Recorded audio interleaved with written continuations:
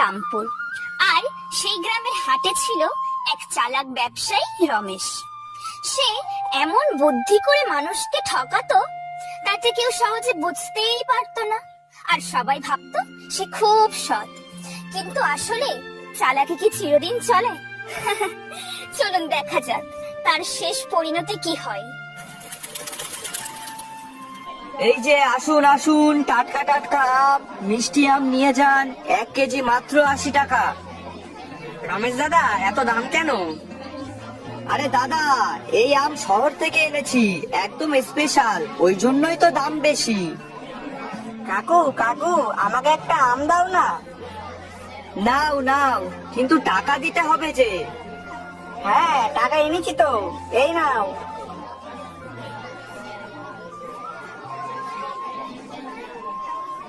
কি দাদা, নেবেন নাকি আম? একটু কম হবে না? কম নয়, কিন্তু একটা অফার আছে। অফার? কিসের অফার? কিসের অফার রমেশ? ওই তো 2 কেজি আম নিলে 1 কেজি ফ্রি। কি সত্যি? হ্যাঁ, তা আমি মিথ্যা বলতে যাব কেন?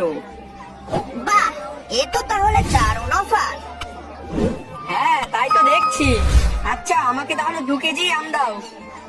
হ্যাঁ হ্যাঁ, আমিও তাহলে ওর সাথে 1 কেজি ফিরে ফিরে পেয়ে যাব।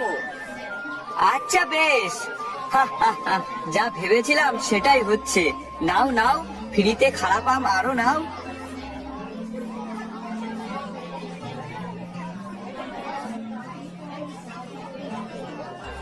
রমেশ দা, আম কত? 1 কেজি মাত্র 80 টাকা। একটু কম হবে না? 70 টাকায় দাও না। না ভাই, তবে একটা অফার আছে, 2 কেজি কিনলে 1 কেজি ফ্রি। ও, তাহলে তো অনেক লাভ। আচ্ছা বেশ, দাও দাও। পরের বারও রমেশ একই কাজ করলো, ভালো আমের সাথে কিছু খারাপ আম মিশিয়ে তাই দিল।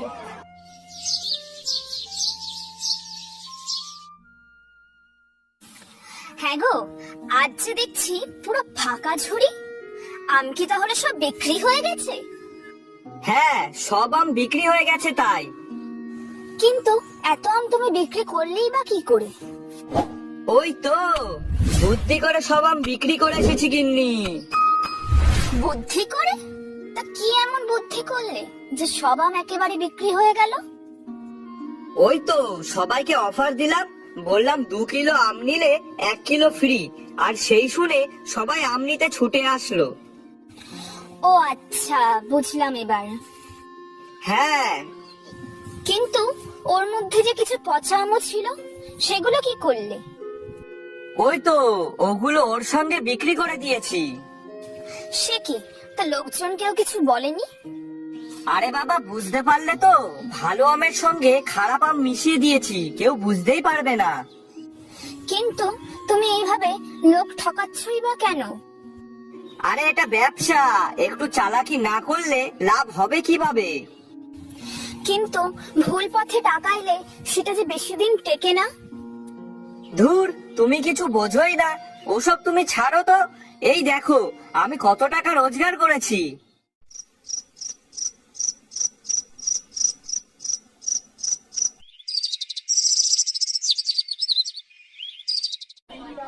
এই রমেশ, তুই যেভাবে ব্যবসা করছিস তাতে তো মানুষ ঠকবে। আরে বোকা, ব্যবসা করতে হলে একটু চালাকি লাগে, বুঝলি তো, এখানে লাভটাই আসল। কিন্তু বিশ্বাস হারালে? আরে ধুর, ওইসবে কিছু হয় না, মানুষ কতদিনই বা মনে রাখবে, কাল দেখবে ঠিকই আবার সবাই আসবে। তবে ভাই, একটা কথা বলি, বেশি চালাকি করিস না, না হলে কিন্তু পরে পস্তাতে হবে।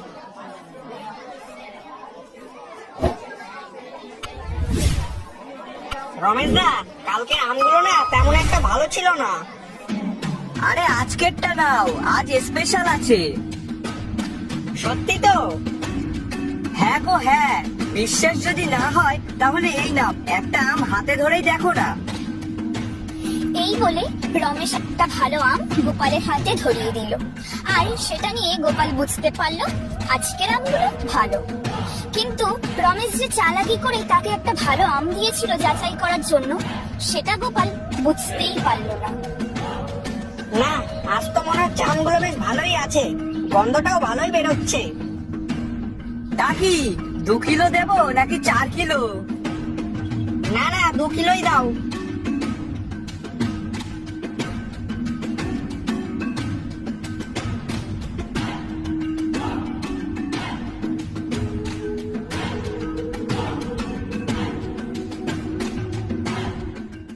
হ্যাঁ, আমারটাও ভালো ছিল না। আমরা আর তোমার কাছ থেকে আম কিনবো না। না না, তা হয় কি করে? আমি তো ভালোই আম দিয়েছিলাম। তাহলে কি আমরা মিথ্যে কথা বলছি? এমনিতেই তুমি দাম বেশি নিয়েছো, আর তার উপর আবার পচা আম দিয়েছো। হ্যাঁ, ঠিক বলেছো। বাড়িতে নিয়ে গিয়ে যেই আম কাটি না কেন, তাতেই পোকা গিজগিজ করছে। খুব জোর 5-6টা আম ভালো হবে। আরে বাবা, এখন আমের ভিতরে যদি পোকা থাকে তাহলে আমি কি করতে পারি? তুমি কি করতে পারো মানে? তুমি তো জেনে শুনেই পচা আম আমাদের কাছে বিক্রি করেছো। না না, এইভাবে মানুষ ঠকালে তো হবে না, এর একটা ব্যবস্থা করতেই হবে। হ্যাঁ হ্যাঁ, ঠিক বলেছো। এক কাজ করো, আশেপাশে সবাইকে ডাকো তো।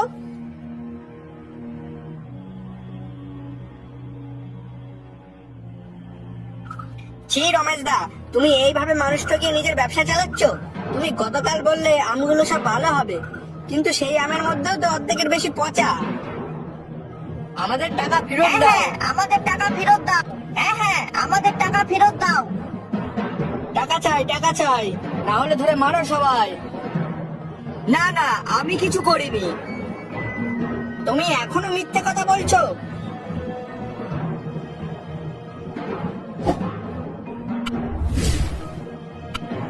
আসুন মোড়ল মশাই, আসুন, আমি আপনাকে আসতে বলেছিলাম। কিরে রমেশ, সবাই বলছে তুই নাকি খারাপ জিনিস দিচ্ছিস। না মানে বাবু, আমি কোনো খারাপ জিনিস দিতে যাব কেন? আপনি বলুন, আমার তাতে কি লাভ? তাহলে কি আমরা সবাই মিথ্যা কথা বলছি? আচ্ছা বেশ, কে সত্যি বলছে আর কে মিথ্যে বলছে তা এক্ষুনি প্রমাণ হয়ে যাবে। এই গোপাল, ওর দোকানে সব আমগুলো দেখতো, আর সব ভালো খারাপ গুলো আলাদা কর। আচ্ছা মোড়ল মশাই। না না, এটা হয় না। কেন হয় না? তাহলে নিশ্চয়ই ওরা ঠিকই বলেছে। না মানে, মানে টানে কোনো কিছু না। গোপাল, তোকে আমি কি বললাম?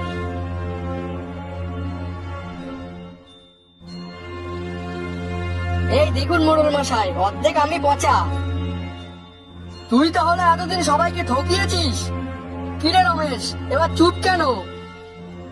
কি রমেশ দা, এবার কিছু বলো। মোড়ল মশাই, রমেশ যা করেছে তার জন্য ওকে ক্ষতিপূরণ দিতে হবে, আর ওকে শাস্তিও দিতে হবে। সবাই শোনো, যতদিন না রমেশ সৎ পথে ব্যবসা করছে ততদিন পর্যন্ত কেউ রমেশের কাছ থেকে কোনো কিছু কিনবে না। আর রমেশ, এতদিন লোক ঠকিয়ে যে টাকা ইনকাম করেছিস তা তাদের ফেরত দিয়ে দিবি, আর এটাই হবে তোর শাস্তি। না মোড়ল মশাই, এত বড় শাস্তি দেবেন না আমাকে, আমার বড় ভুল হয়ে গেছে। তুই যে ভুল করেছিস তাতে তোর সাথে ওটাই হবে। আর হ্যাঁ, আমার এটা শেষ কথা। ঠিক বলেছেন মোড়ল মশাই।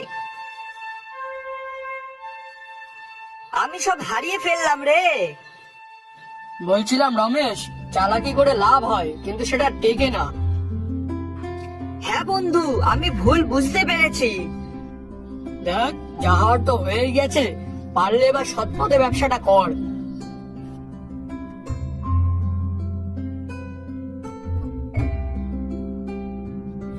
আমি তো তোমাকে আগেই বলেছিলাম, সততা ছাড়া কোনো ব্যবসা টেকে না। হ্যাঁ, আমি ভুল করেছি, এখন কি করব? সবার কাছে ক্ষমা চাও, আর নতুন করে আবার ব্যবসা শুরু করো। হ্যাঁ গিন্নি, ঠিকই বলেছো, আমি কালই সবার কাছে ক্ষমা চাইবো। সবাই শুনুন, আমি ভুল করেছি, আমি সবাইকে ঠকিয়েছি, আমাকে ক্ষমা করুন। আর আমি কথা দিচ্ছি, আমি এবার থেকে সৎ পথে ব্যবসাটা করব। ঠিক আছে, যদি সত্যি বদলাও তাহলে আমরা একটা সুযোগ দেব। এটা তো মোড়ল মশাই আগের দিনই বলে গেছেন। এই যে আজ থেকে শুধু ভালো জিনিস বিক্রি করব, কম দামে সঠিক জিনিস। আবার ঠকাবে না তো? না ভাই, এবার সত্যি বলছি, আমি একবার তোমাদের বিশ্বাস হারিয়েছি, তার জন্য আজকে তোমাদের বিশ্বাস ফিরে পাওয়ার জন্য আমি নিজেই ফ্রিতে তোমাদের আম খাওয়াবো। হ্যাঁ, এবার তো সত্যিই ভালো। বাহ, আমটা বেশ মিষ্টি খেতে তো। রমেশ, এইভাবে এবার সৎ পথে ব্যবসাটা করে যা, দেখবি ভালো হবে। চালাকি করে কিছুদিন লাভ করা যায়, কিন্তু শেষ পর্যন্ত তা সত্যের কাছে হার মানতেই হয়। আমাদের চ্যানেলের গল্পগুলো যদি আপনাদের ভালো লাগে তাহলে অবশ্যই লাইক, শেয়ার আর কমেন্ট করতে ভুলবেন না কিন্তু। আর যারা এখনো পর্যন্ত আমাদের চ্যানেলটা সাবস্ক্রাইব করেনি তারা অবশ্যই সাবস্ক্রাইব করে দেবেন। ধন্যবাদ।